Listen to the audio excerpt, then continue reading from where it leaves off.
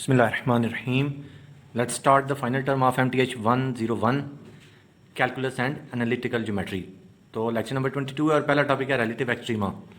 यानी कि हमने इसमें देखना है कि मैक्सिमा मिनिमा क्रिटिकल पॉइंट्स क्या हैं, फर्स्ट डेरिवेटिव और सेकंड डेरिवेटिव टेस्ट कैसे अप्लाई करते हैं कि सेकंड डेरिवेटिव टेस्ट फेल हो जाए तो फिर हमने फर्स्ट पे आना होता है। ग्राफ ऑफ द पोलिनोमियल के ग्राफ चेक करेंगे, रेशनल फंक्शन चेक करेंगे। तो मैक्सिमा और मिनिमा का हमें कैसे पता चलता है, ये आपको एक ग्राफ नज़र आ रहा होगा।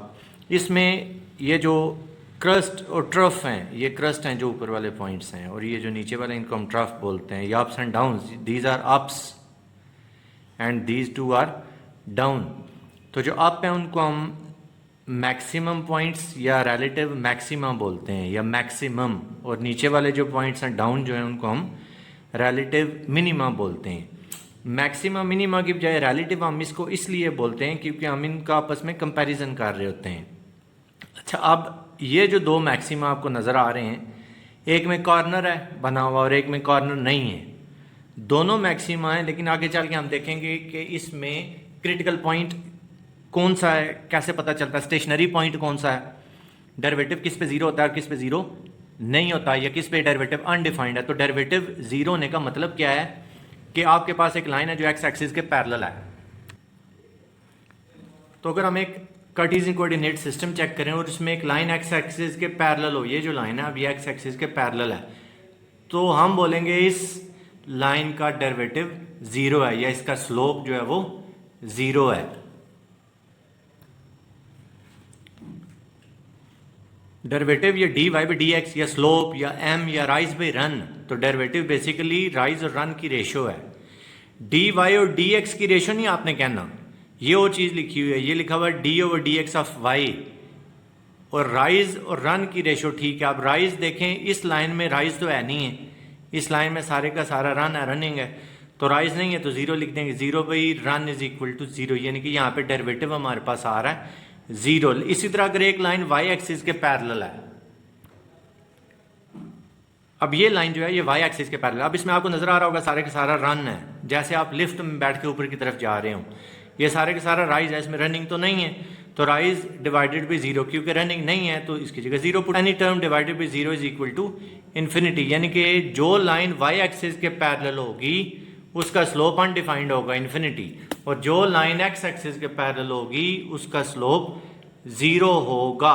अब अगर ना वो एक्स एक्सिस के पैरेलल है ना वो वाई एक्सिस के पैरेलल है, तो फिर उसका स्लोप ना जीरो है ना इन्फिनिटी है। वो हम कैसे फाइंड करते हैं, वही राइज बाई रन वाला वे भी है और इंक्लिनेशन के थ्रू भी। इंक्लिनेशन क्या है कि जो एक्स एक्सिस के साथ एंगल बन रहा होता है उसको हम इंक्लिनेशन बोलते हैं।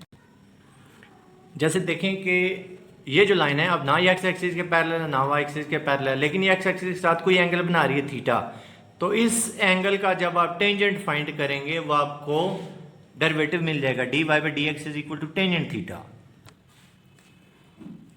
D Y by D x is equal to tangent theta. तो फर्ज करते हैं कि थीटा हमारे पास 45 है, तो टेंजेंट 45 होता है 1, यानी कि d Y by D x आपके पास आ गया 1। अगर थीटा 30 है तो आप 30 पुट कर देंगे। तो अब हमें यहां से ये पता चल गया कि जब भी आप डेरिवेटिव फाइंड करेंगे इस मैक्सिमा पे या मिनिमा पे, क्योंकि यहां पे जब आप लाइन लगाएंगे तो ये लाइन एक्स एक्सिस के पैरेलल लाइन बन रही होगी, तो इसका मतलब क्या है, इसका मतलब ये है कि मैक्सिमा या मिनिमा इन पे आपका फर्स्ट डेरिवेटिव जो है वो जीरो आता है। D Y by D x is equal to zero. Maxima और मिनिमा की प्रॉपर डेफिनेशंस भी देखते हैं। Function is said to have a relative maximum at point x naught if F of x naught is greater than equal to f of x for all x in some open interval containing x. अब ये लिखा हुआ है कि फर्ज करते हैं आपके पास एक सेट है जिसमें 4 पॉइंट्स हैं 1 2 3 4। सेट कंसिडर कर लें या इंटरवल कंसिडर कर लें, बहरहाल 1 पे फर्ज करते हैं उसका आंसर आ रहा है 1, यानी कि रेंज बन रही है 1। F of 1 is equal to 1, f of 2 4, f of 3 9, f of 4 16। ये मैंने एक फंक्शन कंसिडर किया f of x is equal to x square. अब इसमें आप जब वैल्यूज ये 1 2 3 4 पुट करते जाएंगे ये आपके पास आंसर आते जाएंगे। अब ये डोमेन और रेंज है, इस पे जरा आप गौर करें कि इसमें देखें ये 16 आपके पास सबसे बड़ा पॉइंट है 1 4 9 16, तो 16 4 जो है वो 16 पे मैप कर रहा है, यानी कि f of 4 is equal to 16। बाकी सारे जो f of 3 9, f of 2 4, f of 1 1, तो ये जो 4 है ये रिलेटिव मैक्सिमा कहलाता है। Function F is said to have relative maximum at x naught, क्योंकि ये एक्स नॉट अब आपका बन रहा है। If F of x naught is greater than equal to all the f of x in the open interval. अभी आप सारी वैल्यूज पुट करें, ये सबसे बड़ा आ रहा है तो 4 इसका मैं। इसी तरह अगर आपने रिलेटिव मिनिमा चेक करना है तो आप कम से कम वाला देख लेंगे। जैसे आप इसमें सबसे कम वैल्यू 1 बन रही है और 1 मैप भी बाई चांस 1 पे ही हो रहा है, किसी पे भी हो सकता है। खैर, तो अब ये जो 1 है ये आपका रिलेटिव मिनिमा आ रहा है, क्योंकि इस पे सबसे कम वैल्यू आ रही है। जिस पॉइंट पे सबसे कम वैल्यू आ रही होती है सारे के सारे इंटरवल में, वो पॉइंट रिलेटिव मिनिमा कहलाता है। और जिस पॉइंट पे ज्यादा से ज्यादा वैल्यू आ रही होती है वो पॉइंट आपका relative maximum. Definition function is said to have a relative minimum at x naught if F of x naught is less than equal to f of x for all x in some open interval containing x naught. A function f is said to have a relative extremum at x naught if either a relative maximum or relative minimum at x naught. अब या maxima या minima जो भी है तो उनके लिए अगर आपने एक नाम रखना है तो हम उसको रिलेटिव एक्सट्रीमम बोलते हैं। पेपर में कोई ग्राफ आ जाए जी, वहां से बताएं हमें मैक्सिमा मिनिमा क्या है। तो कोई भी जो ग्राफ है उसको आपने देख लेना, उसका जो अप पॉइंट है वो मैक्सिमा कहलाएगा और जो डाउन पॉइंट है वो मिनिमा। जैसे इस ग्राफ में ये मैक्सिमा है और ये minimum. This has a relative maximum in the interval A b because from the graph f of x naught is greater than f of x, जितने पॉइंट्स हैं हिसाब से ग्रेटर है। Function has relative maximum in this interval. अच्छा, अब आते हैं जी हम क्रिटिकल पॉइंट्स पे, वो जरा गौर से देख लें। अब ये पॉइंट और ये जो तीनों पॉइंट्स हैं इनमें कॉर्नर नहीं है, तो यहाँ पे जब आप टेंजेंट ड्रा करेंगे यहाँ पे डेरिवेटिव 0 आ जाएगा। अब जो कॉर्नर्स है जरा उन पे गौर करते हैं। जो लाइन बन रही है वो वाई एक्सिस के पैरेलल है, तो वाई एक्सिस के पैरेलल जो लाइन होती है उसमें हमारे पास D Y by D X infinity आ रहा होता है। यानी कि आप इसको वर्टिकल टेंजेंट कह लें या नॉन डिफरेंशिएबल कह लें, पॉइंट ऑफ नॉन डिफरेंशिएबिलिटी, और ये हॉरिजॉन्टल टेंजेंट। तो ये दोनों पॉइंट जो है ये क्रिटिकल पॉइंट्स कहलाते हैं। It so happens that relative extrema can be viewed as transition points that separate the regions where a graph of a function is increasing from those where the graph is decreasing. यानी कि जहाँ पे graph increasing और अब ये देखें यहाँ पे ग्राफ ये इंक्रीजिंग है, यहाँ तक इंक्रीजिंग है, ये डाउनवर्ड आ रहा है, ये डिक्रीजिंग हो गया, फिर ये इंक्रीजिंग है, फिर डिक्रीजिंग, ये इंक्रीजिंग, ये डिक्रीजिंग। तो वो आप इंक्रीजिंग और डिक्रीजिंग ये सेपरेट हो रही होती हैं चीजें, उन पॉइंट्स को हम क्रिटिकल पॉइंट्स बोलते हैं या मैक्सिमम मिनिमम बोलते हैं।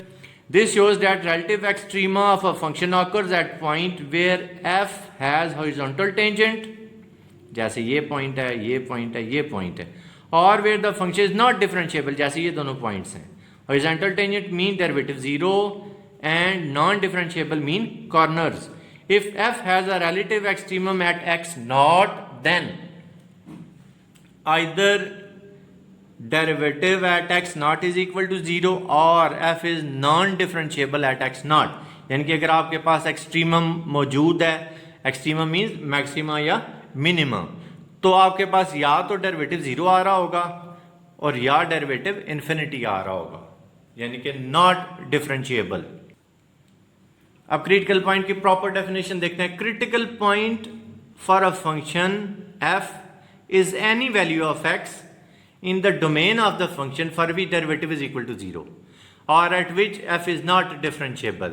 Critical points where f prime x is equal to 0 are called stationary point. अब जरा गौर से मेरी बात सुननी कि चाहे डेरिवेटिव 0 आ रहा है ये चाहे इन्फिनिटी आ रहा है, दोनों सूरतों में जिन पॉइंट्स पे डेरिवेटिव 0 या इन्फिनिटी आ रहा है वो पॉइंट्स क्रिटिकल पॉइंट्स कहलाते हैं। और उन दोनों क्रिटिकल पॉइंट्स में से जिस पे डेरिवेटिव 0 आ रहा है उसको हम स्टेशनरी भी कहते हैं।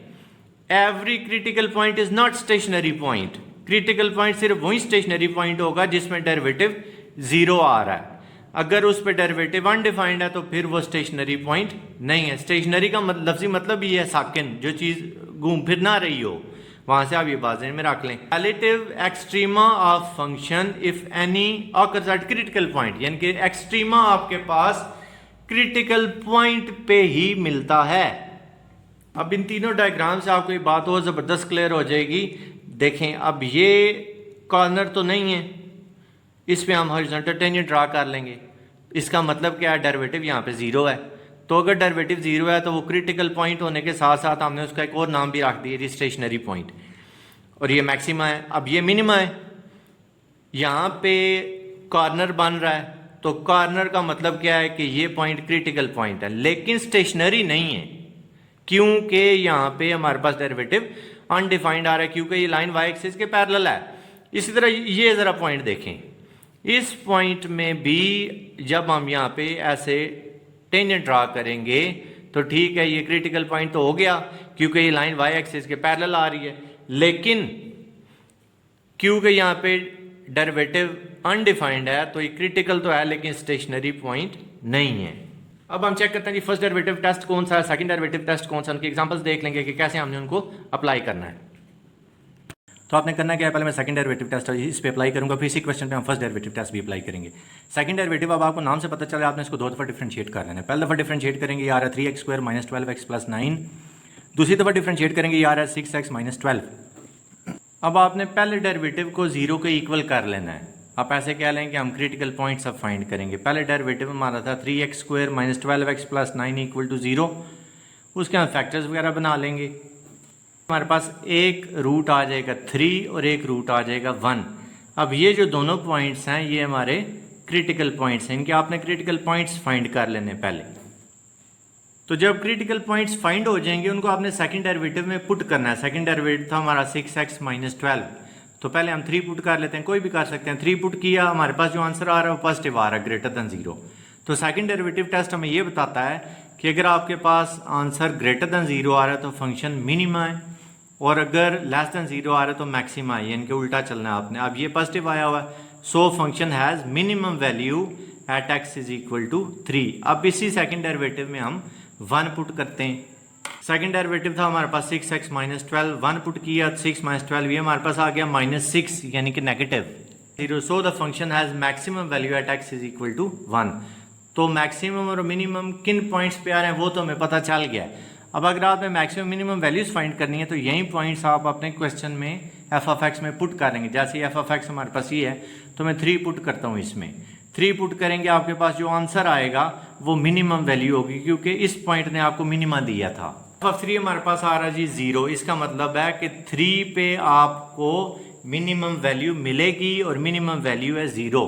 इसी तरह 1 पुट, अब f(x) में हमने 1 पुट किया, इनके f(1) हमने फाइंड कर लिया, वो आ रहा है 4, मतलब कि 1 आपको मैक्सिमम वैल्यू दे रहा था और मैक्सिमम वैल्यू आपकी आई है 4। अब इसी क्वेश्चन को हम फर्स्ट डेरिवेटिव टेस्ट से चेक करते हैं, लेकिन पहले सेकंड डेरिवेटिव टेस्ट की प्रॉपर डेफिनेशन देखें। सेकंड डेरिवेटिव टेस्ट में ये कहता है let f be a differentiable function in a neighbourhood of c, इनके c के आगे पीछे close where derivative at c = 0, then f has relative maxima at c if double derivative at c is less than 0, and f has relative minima at c if double derivative at c is greater than 0। यानी कि अगर negative आ रहा है तो maxima है और अगर positive आ रहा है तो मिनिमा है। अब इसी पे हम फर्स्ट डेरिवेटिव टेस्ट यूज करते हैं। f(x) x³ - 6x² + 9, तो फर्स्ट डेरिवेटिव हमारे पास जिस तरह पहले आ रहा था वही हमने काम कर लेना है। हमारे पास 2 क्रिटिकल पॉइंट्स आ जाएंगे, एक 1 आ जाएगा और एक 3। एक 1 आया और एक 3 आया। अब जरा ध्यान से देखना है आपने। अब हम ये करेंगे 1 के नेबरहुड को चेक करेंगे, यानी कि 1 - एप्सिलॉन और 1 + epsilon, and epsilon is very very small number, आप 0.001 कह लें। अब हम x में 1 - एप्सिलॉन पुट कर रहे हैं, इस x की जगह भी पुट हो गया, इस x की जगह भी पुट हो गया, रिजल्ट हमारा आ रहा है >0 पॉजिटिव। अभी आपने बात ध्यान में रखनी है कि जब हम 1 से पीछे चले थे, 1 - एप्सिलॉन का मतलब है 1 से पीछे, बिफोर 1 हमारे पास पॉजिटिव नंबर आ रहा है। अब हम उसी तरह x में पुट करते हैं 1 + एप्सिलॉन, यानी कि 1 से आगे, आफ्टर 1। x की जगह जब हमने 1 + एप्सिलॉन पुट किया हमारे पास रिजल्ट आ रहा है नेगेटिव। तो बिफोर हमारे पास पॉजिटिव आ रहा था और आफ्टर हमारे पास नेगेटिव आ रहा है। तो जब ऐसी सिचुएशन हो तो हम कहते हैं कि ये जो पॉइंट है, जो 1 हमारा पॉइंट था, ये मैक्सिमा रखता है, रिलेटिव मैक्सिमा एट x = 1। इस ग्राफ को बस आप गौर से देख लें, आपको बात समझ लग जाएगी। f'(x) is >0 before x = 1, x = 1 से पहले आपके पास पॉजिटिव आ रहा है। F prime x is less than 0 after x is equal to 1, after x is equal to 1 आपके पास नेगेटिव आ रहा है और 1 पे आपके पास वैल्यू डेरिवेटिव की 0 आ रही है, इनके वो आपका क्रिटिकल पॉइंट है। तो ऐसी सिचुएशन होगी तो हम कहेंगे एक्स इज इक्वल टू 1 जो है वो हमें मैक्सिमम वैल्यू दे रहा है। अब इसी तरह 3 वाला भी हम चेक करते हैं। अब इसी तरह 3 वाला भी चेक करते हैं। If x is equal to 3 minus epsilon, अब उसी तरह हम 3 माइनस एप्सिलॉन पुट करेंगे, 3 प्लस एप्सिलॉन भी पुट करेंगे। जब 3 माइनस एप्सिलॉन पुट करते हैं तो ये हमारे पास नेगेटिव आ रहा है, यानी कि बिफोर 3 अब हमारे पास आ गया नेगेटिव। ये इस ग्राफ को आप देख लें, आपको बात समझ आ जाएगी। इसी तरह जब आप 3 प्लस एप्सिलॉन पुट करेंगे वो आपके पास पॉजिटिव आएगा। ये आपके पास आ रहा है epsilon into 2 plus epsilon which is greater than 0, यानी कि आपके पास 4x is equal to 3 less than 0, after x is equal to 3 greater than 0 and at x is equal to 3 0। तो इस सूरत में हम कहते हैं कि हमारे पास फंक्शन जो है वो x इज इक्वल टू 3 पे मिनिमा दे रहा है। तो आपने ट्राई पहले सेकंड डेरिवेटिव टेस्ट की करनी है, क्योंकि फर्स्ट ज़रा थोड़ा सा डिफिकल्ट है, लेकिन अगर सेकंड फेल हो जाता है तो फिर आपकी मजबूरी, फिर आपने फर्स्ट करना ही करना है। और सेकंड फेल होता कब है ये मैं आपको इस एग्जांपल में बताता हूँ। एफ ऑफ एक्स है 1 plus X cube, first derivative आ गया 3x स्क्वायर, सेकंड डेरिवेटिव आ गया 6x, उसी तरह फर्स्ट डेरिवेटिव को 0 के इक्वल किया, x की वैल्यू आ गई 0। यही वैल्यू जब हम सेकंड डेरिवेटिव में पुट करेंगे, अब यहाँ पे आपको नजर आ रहा होगा कि एफ डबल प्राइम एट 0, ये भी 0 हो जाएगा। तो जब हम x is equal to 0 second derivative में पुट करते हैं तो हमारे पास रिजल्ट आ रहा है 0। अब यहाँ पे आके हमारे मसला बन गया, क्योंकि ना ये ग्रेटर देन 0 है ना लेस देन 0, तो सेकेंड डेरिवेटिव तो फेल हो गया। अब हम फर्स्ट डेरिवेटिव पे आएंगे और फर्स्ट डेरिवेटिव क्या वैल्यू देता है वो देखते हैं। फर्स्ट डेरिवेटिव में अब आप 0 प्लस एप्सिलॉन 0 माइनस एप्सिलॉन, वही दोनों बातें चेक करेंगे, देखेंगे साइन चेंज हो रहा है या नहीं हो रहा। जब आप फर्स्ट डेरिवेटिव में 0 माइनस एप्सिलॉन पुट करते हैं आपको पॉजिटिव वैल्यू दे रहा है, 0 प्लस एप्सिलॉन पे भी आपको पॉजिटिव वैल्यू दे रहा है, यानी कि अब यहाँ पे मैक्सिमम मिनिमम वाला कंसेप्ट खत्म हो गया। At first derivative doesn't change sign at x is equal to 0, तो जब वो साइन चेंज नहीं कर रहा होता तो उस पॉइंट को हम पॉइंट ऑफ इन्फ्लेक्शन बोलते हैं। सो 0 0 is the point of inflection. Graphically भी देख लें पॉइंट ऑफ इन्फ्लेक्शन क्या है, कि जिस पॉइंट पे आपका सेकंड डेरिवेटिव 0 आता है वो आपका पॉइंट ऑफ इन्फ्लेक्शन कहलाता है। जिस पे फर्स्ट 0 आ रहा था वो क्रिटिकल पॉइंट कहलाता है, जिस पे सेकंड 0 आ रहा है वो पॉइंट ऑफ इन्फ्लेक्शन कहलाता है। और पॉइंट ऑफ इन्फ्लेक्शन जो है उस पे ना फंक्शन कनकेव डाउन है और ना फंक्शन कनकेव अप है। ये कनकेव डाउन है, जो डाउनवर्ड है ऐसे समझ लें, ये कनकेव अप है। इस कर्व को भी आप देख लें, इस पॉइंट पे आपका सेकंड डेरिवेटिव 0 है और ये क्या है जी, सेकंड डेरिवेटिव ग्रेटर देन 0, इसमें सेकंड डेरिवेटिव लेस देन 0 है। प्रॉपर डेफिनेशन क्या है, a point where function is neither concave nor convex, या ऐसे भी कहते हैं point at which curvature changes sign, जिस पॉइंट पे कर्वेचर साइन चेंज कर रहा है। जैसे ये देखिए यहाँ पे अब आपके पास ये पॉजिटिव आ रहा है, यहाँ पे 0 हो गया तो इस पे साइन चेंज हो गया, या इधर से बेशक देख लें यहाँ पे नेगेटिव था, यहाँ पे अब ये 0 हो गया। जिस पॉइंट पे कर्वेचर साइन चेंज कर रहा होता है उस पॉइंट को हम पॉइंट ऑफ इन्फ्लेक्शन कहते हैं। जिस पे सेकंड डेरिवेटिव 0 है वो हमारा पॉइंट ऑफ इन्फ्लेक्शन कहलाता है। एसिम्पटोट क्या चीज़ है, ये मैं आपको 301 में ज़्यादा अच्छा क्लियर कर दूंगा, फिलहाल इसकी सिर्फ आप डेफिनेशन देख लें। या इतना ज़हन में रख लें कि ऐसी लाइन जो एक्स एक्सिस के पैरेलल जा रही है बिल्कुल साथ साथ चलती जाएगी, लेकिन मिलेगी कहीं पे भी नहीं।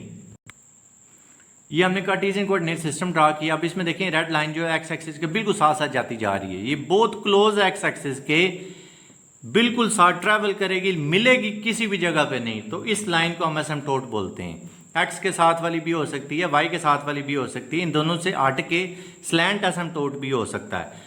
डेफिनेशन क्या है, line X is equal to X naught is called vertical asymptote for the graph of the function F if F of X approaches infinity or minus infinity as x approaches x naught from right or from the left. A line y is equal to y naught is called horizontal asymptote if graph of the function if limit f of x approaches infinity is equal to y naught or limit f of x approaches minus infinity is equal to y naught. अब asymptote हम find करते कैसे हैं वो भी देखें। ये मैं क्वेश्चन दिया F of x is equal to x square plus 2x over X square minus 1 horizontal vertical asymptote निकालना है। वर्टिकल एसिम्पटोट निकालने का तो सीधा सा तरीका है कि वो पॉइंट ढूंढें जिस पे ये डिनोमिनेटर 0 हो रहा है। मतलब एक्स स्क्वायर माइनस 1 को आप इक्वल टू 0 करें,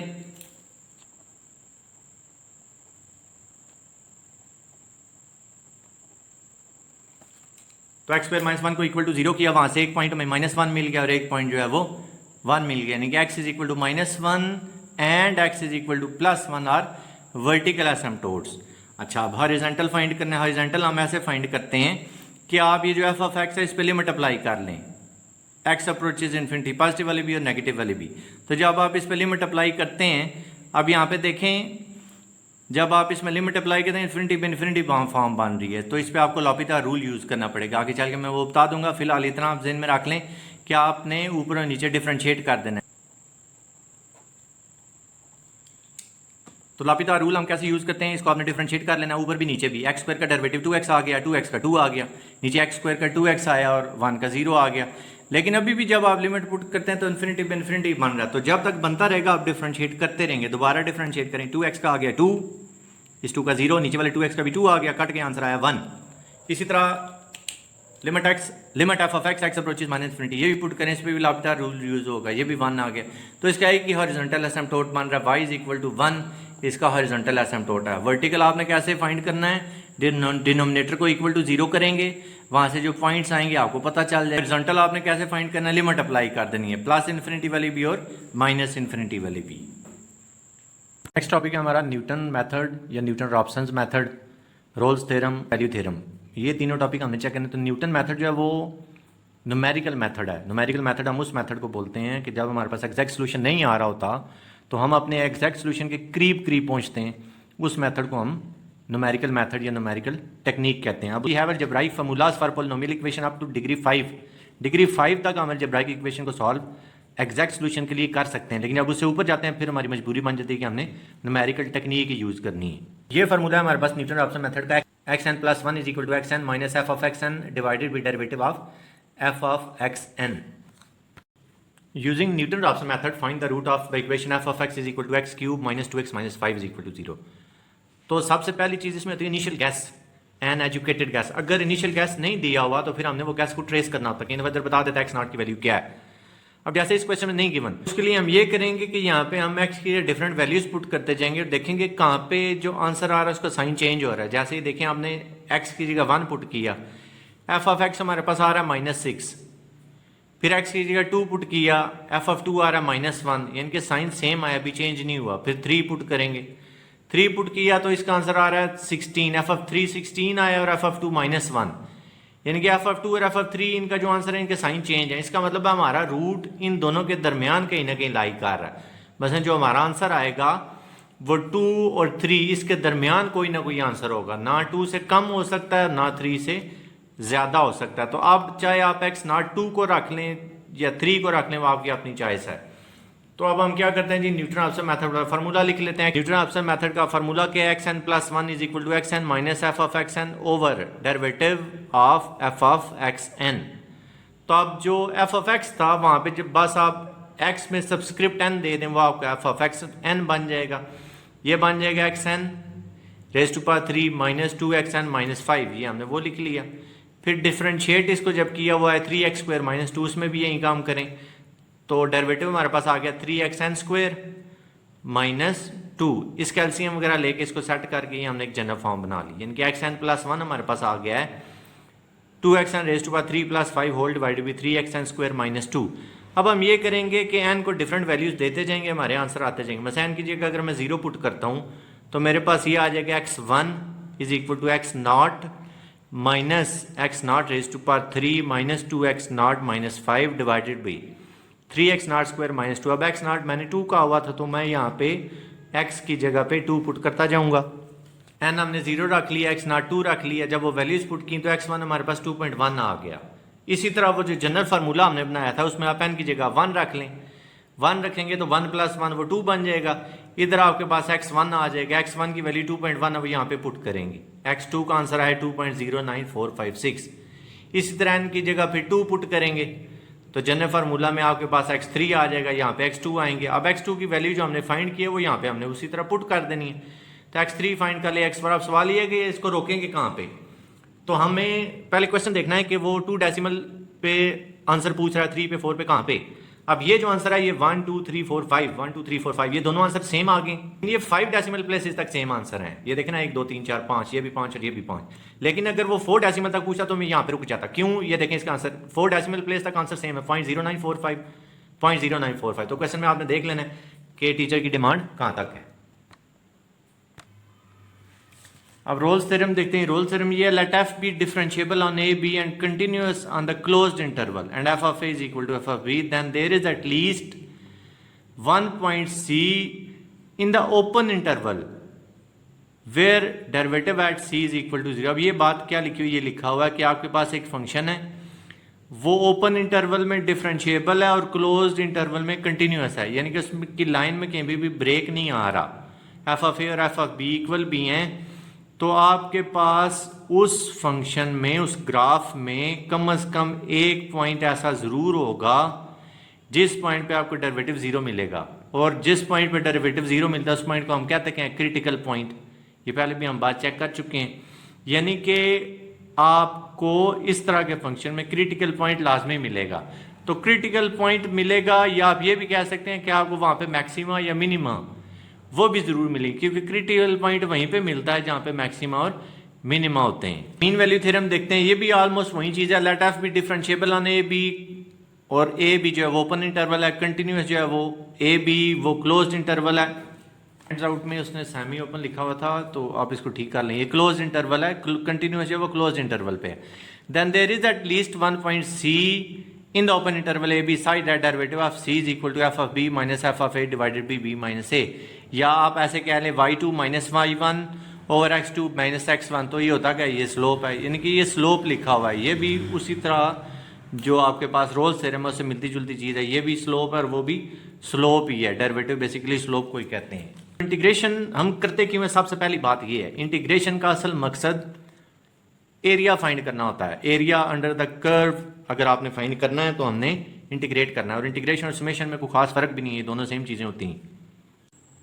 अब सवाल ये है कि एरिया फाइंड करने के लिए इंटीग्रेशन की जरूरत क्यों है? अब जो सीधी सीधी डायग्राम्स हैं, जैसे स्क्वायर है या रेक्टेंगल है, उनके एरियाज तो हम फाइंड कर लेते हैं। मल्टीप्लाई कराएंगे तो एक्स स्क्वायर जो है वो स्क्वायर का एरिया है, इसी तरह लेंथ और विड्थ का प्रोडक्ट जो है वो रेक्टेंगल का एरिया आ जाता है। लेकिन अगर डायग्राम इस किस्म की हो, कोई कर्व हो, ये दी हुई है और एरिया ये शेडेड जो है, ये सारा एरिया हमने फाइंड करना है, तो फिर हम इसको इंटीग्रेट करेंगे from A to b. Definite integration इसको बोलते हैं। पर डेफिनेट पेंस पहले ज़रा हमें इंडेफिनेट चेक करनी पड़ेगी, तो उसकी जो बेसिक रूल्स हैं सीधे सीधे पहले वो चेक करते हैं। बस ये पहला क्वेश्चन हमारा कि एक्स स्क्वायर को इंटीग्रेट करें, तो आपने करना कि एक्स की पावर 2 + 1 whole divided by 2 + 1 plus c is concept of integration. बस इंटीग्रेट हो गया। अगर 3 होता 3 + 1 ओवर 3 + 1 करते, तो रूल हमारा क्या है? रूल ये है कि x की पावर n को अगर आपने इंटीग्रेट करना है तो x raise to power n + 1 over n + 1 plus C. लेकिन जैसे ये क्वेश्चन है sine square x into cos X, इसको आपने इंटीग्रेट करना है। इसको भी हम इंटीग्रेट इसी तरह कर रहे हैं, साइन की पावर 2 + 1 ओवर 2 + 1 यानी साइन क्यूब डिवाइडेड बाई 3 + सी। लेकिन जो एक्चुअल रूल है वो रूल ये है कि फंक्शन और साथ उसका डेरिवेटिव अगर मौजूद है तो फिर आप n + 1 ओवर n + 1 वाली बात करेंगे। जैसे साइन का डेरिवेटिव है कॉस, तो कॉस साथ मौजूद है, इसलिए हमने ये n + 1 over n + 1 rule apply किया। अगर यहाँ पे ये कॉस ना होता फिर आप इसको इस फॉर्म में नहीं लिख सकते। तो प्रॉपर रूल क्या है कि आपके पास फंक्शन है, उसकी जो मर्जी पावर है, पावर नहीं आपने देखनी, साथ उसका डेरिवेटिव है, तो आप उसको फंक्शन की power n + 1 divided by n + 1 plus C, तो आप उसको इस तरह इंटीग्रेट कर देंगे। और अगर साथ कांस्टेंट भी आया हुआ तो कांस्टेंट आपने इंटीग्रल से बाहर निकाल लेना है, उसके बाद जो कुछ बचा हुआ उसको इंटीग्रेट कर देना है। रूल क्या है? Integral of a x raise to power n, वो इंटीग्रल से बाहर आ जाएगा, बाकी को आपने इंटीग्रेट कर देना। और अगर सिर्फ कांस्टेंट है ये है तो वो भी इसी तरह इंटीग्रल से बाहर आ जाएगा। और ये जो लिखा हुआ है आप ये समझ लें कि इंटीग्रेशन का 1 है, तो क्योंकि x का डेरिवेटिव 1 होता है तो 1 का integral x 3x + c। Next rule ये है कि नीचे फंक्शन और ऊपर उसका डेरिवेटिव है। जैसे देखें हम log x को डिफरेंशिएट करते थे तो 1 ओवर x आता था, तो 1 ओवर x का integral natural log of x है। अब यहाँ से रूल क्या बना? x का डेरिवेटिव 1 ऊपर मौजूद है, यहीं से आप रूल बना लें, नीचे फंक्शन और ऊपर उसका डेरिवेटिव हो। जैसे नीचे साइन है ऊपर कॉस है, साइन का डेरिवेटिव कॉस ऊपर मौजूद है, इसको नेचुरल log में लिख देंगे। f ऑफ x नीचे है, ऊपर उसका डेरिवेटिव है, तो ये बन जाएगा natural log of f of x + c। लेकिन नीचे जो फंक्शन है उसकी पावर है, तो पावर को इंक्लूड करके फिर आपने चेक करना है। जैसे ये क्वेश्चन है अब इसमें नीचे साइन स्क्वायर है, तो साइन स्क्वायर का डेरिवेटिव अगर ऊपर मौजूद होता फिर आप लॉग में लिखते हैं। अब ये तो साइन का है, तो फिर इस सूरत में क्या करते हैं, इसको आप ऊपर शिफ्ट करें, पावर का साइन चेंज हो जाएगा। अब वहीं पहले वाला रूल लग जाएगा, साइन का डेरिवेटिव का साथ मौजूद है तो n+1 ओवर n+1 करेंगे तो वो इंटीग्रेट हो जाएगा। ये आ जाएगा साइन एक्स की पावर -1 डिवाइडेड बाई -1, तो साइन एक्स की पावर -1 जब डिनोमिनेटर में आएगा तो साइन एक्स बन जाएगा, तो 1 ओवर साइन एक्स होता है, कोसिकेंट इसका रिजल्ट आ जाएगा माइनस कोसिकेंट एक्स प्लस सी। फिर इंटीग्रेशन के जो बेसिक रूल्स हैं उनमें ये है कि प्लस माइनस अगर दरमियान में तो आप इंटीग्रल सेपरेट कर सकते हैं, जैसे ये तो एक्स स्क्वायर को सेपरेट कर दें, एक्स क्यूब को सेपरेट कर दें, दोनों को इंटीग्रेट कर दें। दरमियान में अगर माइनस है तो तब भी हम यही रूल अप्लाई करेंगे, चाहे प्लस है चाहे माइनस है, एफ ऑफ एक्स को सेपरेट इंटीग्रेट कर लें, जी ऑफ एक्स को सेपरेट इंटीग्रेट कर लें, लेकिन मल्टीप्लाई या डिवाइड में ये रूल नहीं चलेगा। रूल्स है जो भी मैंने आपको बताए हैं, ये देखें डेरिवेटिव एक्स क्यूब का 3x स्क्वायर, मतलब कि जब आप 3x स्क्वायर को इंटीग्रेट करेंगे तो आपके पास एक्स क्यूब वापस आ जाएगा। इस तरह साइन का डेरिवेटिव काज है तो काज का इंटीग्रल साइन है, टेंजेंट का डेरिवेटिव सीकेंट स्क्वायर है तो सीकेंट स्क्वायर का इंटीग्रल टेंजेंट है। इसी तरह ये वही कांस्टेंट वाला रूल आ गया कि कांस्टेंट जो है वो इंटीग्रल से आपने बाहर लिख लेना है। प्लस हो रहे हैं दोनों फंक्शन, उनके इंटीग्रल भी आप सेपरेट कर लेंगे, माइनस हो रहे हैं तो उनके इंटीग्रल भी आपने सेपरेट कर लेनी है। आगे एग्जाम्पल्स दी हुई हैं छोटी छोटी। इंटीग्रेशन बाय सब्स्टिट्यूशन, ये आपका इंपॉर्टेंट टॉपिक है।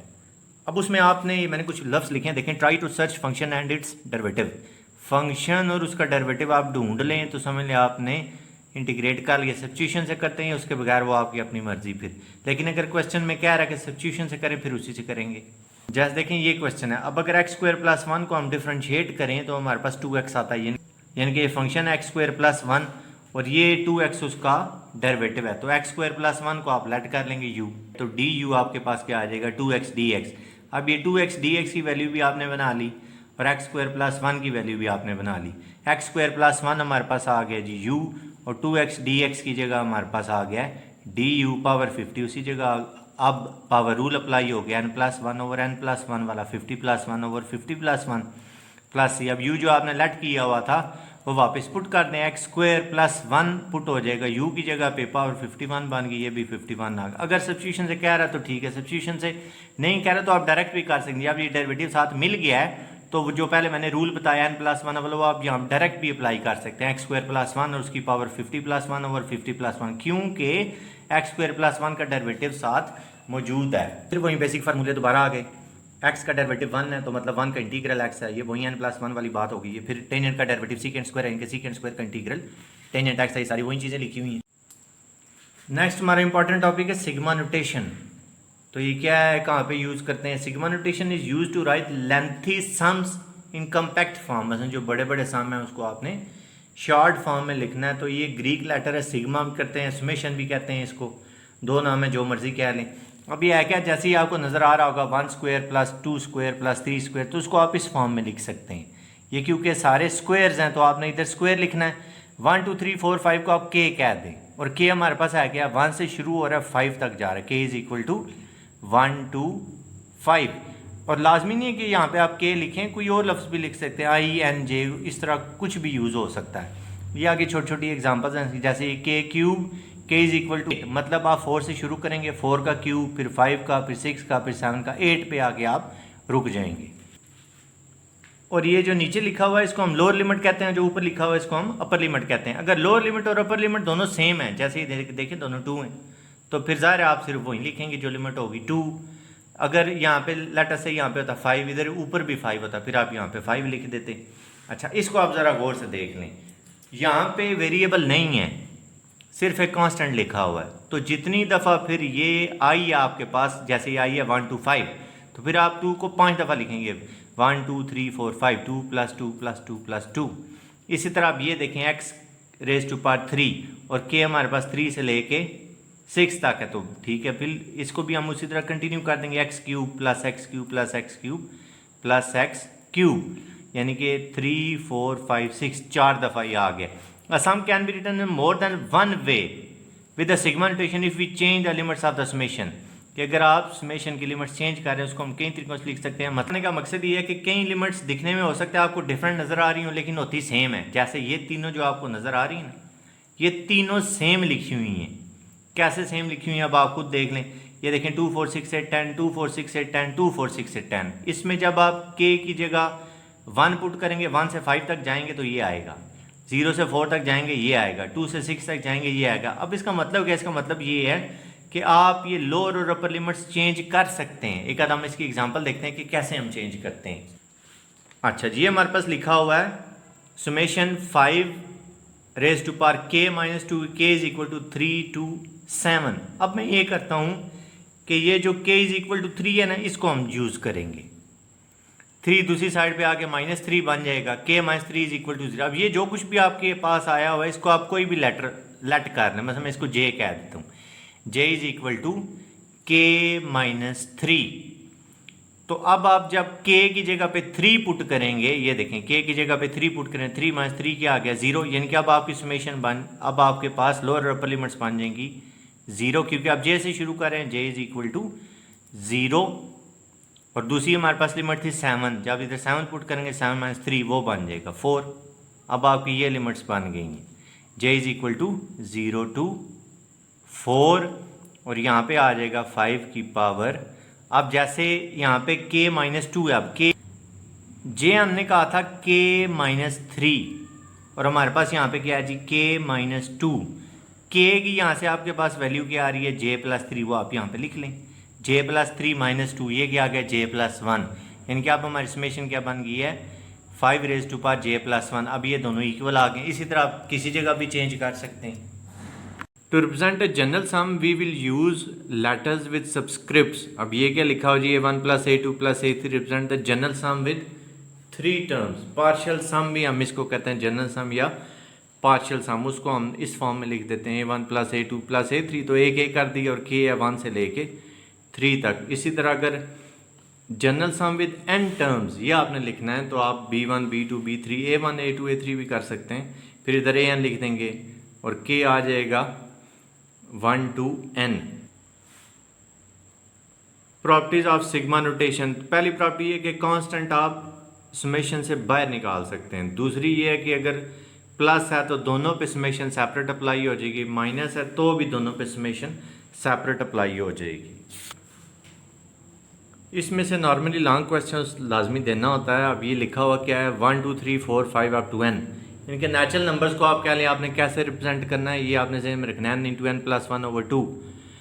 नेचुरल नंबर के स्क्वायर्स के सम को हम लिखते हैं n into n plus 1 into 2n plus 1 whole divided by 6। और नेचुरल नंबर्स के सम का जो क्यूब है उसको whole square of n into n plus 1/2। अब इससे रिलेटेड एक क्वेश्चन देखते हैं।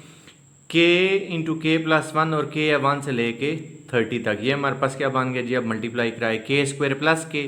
तो समेशन की प्रॉपर्टी अगर प्लस है तो आप उसको सेपरेट कर सकते हैं। k स्क्वायर हमने सेपरेट कर लिया, k सेपरेट कर लिया। अब ये जो k स्क्वायर है ये आपके पास ये चीज़ आ गई, इसको आप लिख सकते हैं इसी तरह n into n plus 1 into 2n plus 1/6। और वो आपके पास क्या है 1 से लेके 30 तक, यानी कि n अब आपका क्या है 30। तो आप लिख लेंगे 30 प्लस 1 2 इंटू 30 60 बन गया, प्लस 1 61 हो गया डिवाइडेड बाई 6। फिर आगे k है, यानी कि नेचुरल नंबर का सीधा सीधा सम वो है n इंटू एन प्लस 1/2 और n हमारे पास यहाँ पे 30 है। तो 30 इंटू 30 प्लस 1 31 हो गया डिवाइडेड बाई 2। इस सारे को आप सॉल्व करेंगे आपके पास आ जाएगा 9920। ये जो लिखा हुआ है इसको हम ओपन फॉर्म कहते हैं। ये 1 square plus 2 square plus 3 square ये कह लें, ये कह लें, ये ओपन फॉर्म कहलाती है। और ये जो आपने समझ लें इकट्ठा करके लिखा हुआ है इसको हम क्लोज्ड फॉर्म ऑफ सम कहते हैं। नेक्स्ट टॉपिक है डेफिनेट इंटीग्रल्स। अब इसमें आपको लोअर और अपर लिमिट्स दी हुई होंगी, इंटीग्रेट करने के बाद वो आपने पुट भी करनी है। इसकी पहले प्रॉपर डेफिनेशन देखते हैं। हम ऐसे करते हैं, if the function F is continuous in the closed interval A B and function is greater than equal to 0 positive वो for all x in A B इस क्लोज्ड इंटरवल में आपका जो फंक्शन है वो एक्स की तमाम वैल्यूज़ के लिए पॉजिटिव होना चाहिए। Then the area under the curve y is equal to f of x over the interval a b is defined by this। ये एक लिंक लिखा हुआ है a is equal to this। तो ये जो लिखा हुआ है ये बेसिकली डेफिनेट इंटीग्रल लिखा हुआ है, integral of f of x dx और लिमिट होगी a से b तक। ये लिखें या वो लिखें आपकी मर्जी है, मैं भी आपको वो बताता हूँ। एक्चुअली तो ये लिखा हुआ है integral of f of x dx from a to b is equal to this। ये लिंक आप जहन में रख लें, इसको याद रख लें। Area under the curve y is equal to f of x over a b ऐसे लिख लें। तो अभी हम एक इसकी एग्जांपल भी चेक करते हैं। लेकिन उससे पहले आप एक बात और जहन में रख लें कि ये जो कुछ आपके पास लिखा हुआ है, सुमेशन के is equal to 1 to n f x के स्टैरिक डेल एक्स के, इसको हम रेमन सम कहते हैं। हो सकता है पेपर में ये पूछे रेमन सम क्या है, तो आपने ये लिख देना, ये फार्मूला समझ लें आप उसका। ये भी वहीं कुछ लिखा हुआ है रेमन इंटीग्रल के वाल से। और ये जो रेमन है ये एक जर्मन मैथमेटिशियन था, बर्नार्ड रेमन, उसके नाम पे हमने ये रखा हुआ है। तो जहन में रख लें, ये भी बेटर है कि आप MCQs में पूछ ले कि ये कौन है। If the function F is defined on close interval A B then F is called Riemann integrable on A B or more simply integrable just close interval A B if the limit exist. अगर ये limit exist कर रही है, if F is integrable on A B then we define the definite integral of F from A to B, definite integral of f of x from a to b in this form, and this is called the Riemann sum. अब definite integration की कुछ properties देख लेते हैं। अगर lower और upper limit same है तो उसका आंसर जीरो। इस तरह की बातें MCQs में पूछेगा वो। अगर अपर और लोअर लिमिट्स दोनों सेम है तो इंटीग्रेट किए बगैर आपको पता चल जाएगा कि वो जीरो आता है। और अगर ये जो लिमिट्स हैं ये आपने चेंज करनी है, अब देखें ये b to a है, अगर आप इसको a to b करते हैं तो फिर आपने साथ माइनस साइन देना है। अगर आप लिमिट्स चेंज, अपर और लोअर लिमिट चेंज करेंगे तो फिर क्वेश्चन के साथ एक नेगेटिव साइन का इजाफा हो जाएगा। ये वही चीज़ लिखी हुई है जी, दोबारा वही बातें आ रही हैं कि कांस्टेंट आप इंटीग्रेशन से बाहर निकाल सकते हैं, प्लस है तो आप उनको सेपरेट इंटीग्रेट कर सकते हैं, माइनस है तो भी आप उनको सेपरेट इंटीग्रेट कर सकते हैं। ये इंपॉर्टेंट प्रॉपर्टी कहीं जगह पे यूज़ होगी कि ए से बी तक अगर आप इंटीग्रेट कर रहे हैं और इस लिमिट में कोई आपके लिए प्रॉब्लम आ रही है तो आप लिमिट तोड़ के दो हिस्सों में, तीन हिस्सों में डिवाइड भी कर सकते हैं। जैसे ये देखें जी, ए से बी है तो मैंने इसको सी पे ब्रेक कर लिए, यानी कि अब आप इसके दो दफ़ा आप इसको इंटीग्रेट कर लेंगे, ए से सी तक अलहदा और सी से बी तक अलहदा। ये पहले तो देखें ए से बी थी, हमने ए से सी कर ली और फिर सी से बी कर ली। जैसे ये क्वेश्चन है 1 से 5 तक, 3 से 5, फिर 3 से 5, तो हमने क्योंकि 1 से 3 तक वाली फाइंड करनी थी तो इसको आप इधर रहने दें, ये प्लस है तो इस साइड पे आके नेगेटिव हो जाएगी, ये आपके पास आ गया। इन दोनों की वैल्यूज हमें गिवन है, इसकी वैल्यू -1 है, इसकी वैल्यू 3 है, तो -1 -3 आपके पास -4 आ गया। फिर में f is integrable on A b and f of x is greater than equal to 0 for all x in closed interval a b, then its definite integration will also be greater than equal to 0। अगर function positive है तो integrate करने के बाद आपके पास जो answer आएगा वो भी पॉजिटिव होगा। इसी तरह अगर आपके पास दो फंक्शन है तो जो बड़े वाला फंक्शन है जब आप उसको इंटीग्रेट करेंगे तो उसका आंसर भी छोटे वाले फंक्शन से ज़्यादा आएगा, ये भी वहीं लिखा हुआ है। अब जैसे ये एग्जांपल है, इसमें वो कह रहा है कि cos x ग्रेटर दैन 0, यानी कि cos x पॉजिटिव है, और 2x क्यूब -5 लेस दैन 0, यानी कि डिनोमिनेटर जो है वो नेगेटिव है। तो एक पॉजिटिव है एक नेगेटिव है, तो पॉजिटिव और नेगेटिव जब डिवाइड होते हैं हमारे पास नेगेटिव आता है। मतलब क्या है कि ये जो फंक्शन है ये आपके पास नेगेटिव है, तो जब आप इसको इंटीग्रेट करेंगे तो आपके पास जो आउटपुट आएगी वो भी नेगेटिव ही आएगी। नेक्स्ट इंपॉर्टेंट है बाउंडेड फंक्शन की definition. Function F is said to be bounded on an interval A b if there is a positive number m such that f of x is greater than equal to -m and f of x is less than equal to m, या आप उसको absolute value में भी लिख सकते हैं, absolute value of f of x is less than equal to m, infinity भी इसकी जगह कई दफ़ा लिखते हैं। तो बाउंडेड आप नाम से ज़हन में रख लेना कि बाउंडेड है, इसका मतलब कोई बाउंड्री होगी, यानी कि एक स्पेसिफिक नंबर से कम हम किसी जगह पे लाई कर रहे होंगे। For all x belongs to closed interval, geometrically this means that the graph of the function in the interval lies between the line y is equal to -m and y is equal to m, यानी कि आपके पास आपसे कह लें दो boundaries होंगी, एक +m वाली और एक -m वाली। सही most important the first fundamental theorem of calculus. First fundamental theorem ये है कि इंटीग्रेट करने के बाद आप पहले अपर लिमिट पुट करेंगे फिर लोअर लिमिट पुट करेंगे। Integral of f of x dx from a to b is equal to f of b minus f of a। ये लॉन्ग में आता है क्वेश्चन, और इसको करना आपने कैसे है, इसके छोटे छोटे इंटरवल्स आपने बना लेने हैं। शॉर्टकट इंटरवल बनाने के बाद आपने उसको इकट्ठा कर लेना है, समेशन सम ले लेना है, तो आपके पास आउटपुट आ जाएगी, वो यहीं आएगी। एग्जांपल कराता हूँ, आप पता चल जाएगी। अभी हमने x को इंटीग्रेट करना है फ्रॉम 1 to 2, तो x को इंटीग्रेट करें x² by 2 आ जाएगा, लिमिट है हमारी 1 to 2, तो पहले आप हमेशा अपर लिमिट पुट करते हैं, जहाँ पे एक्स है वहाँ पे आपने 2 पुट कर देना, फिर लिखना माइनस, फिर जो लोअर लिमिट है वो आपने पुट कर लेना है, उसको सॉल्व करें आपका आंसर आ जाएगा, जैसे इसका 3/2 आया हुआ है।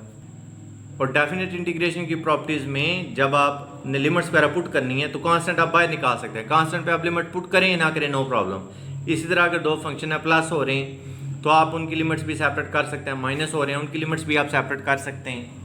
डेफिनेट इंटीग्रेशन की एक और इंटरेस्टिंग एग्जांपल देखते हैं कि y है हमारे पास cos x और वो पॉजिटिव है, तो क्यों कि यहाँ से अगर ये पॉजिटिव है तो फिर इंटीग्रेशन भी ज़ाहिर है इसका आंसर भी पॉजिटिव आएगा। और x हमें दिया हुआ है 0 से लेके पाई तक, यानी कि 0 हमारी लोअर लिमिट है और x हमारी और π/2 हमारी अपर लिमिट है। तो cos x को जब हम इंटीग्रेट करेंगे sin x आ जाएगा, 0 to π/2 अपर लिमिट है π/2, पहले π/2 पुट करेंगे फिर 0 पुट करेंगे तो sin 90 होता है 1 और sin 0 0, इसका आंसर आ गया 1।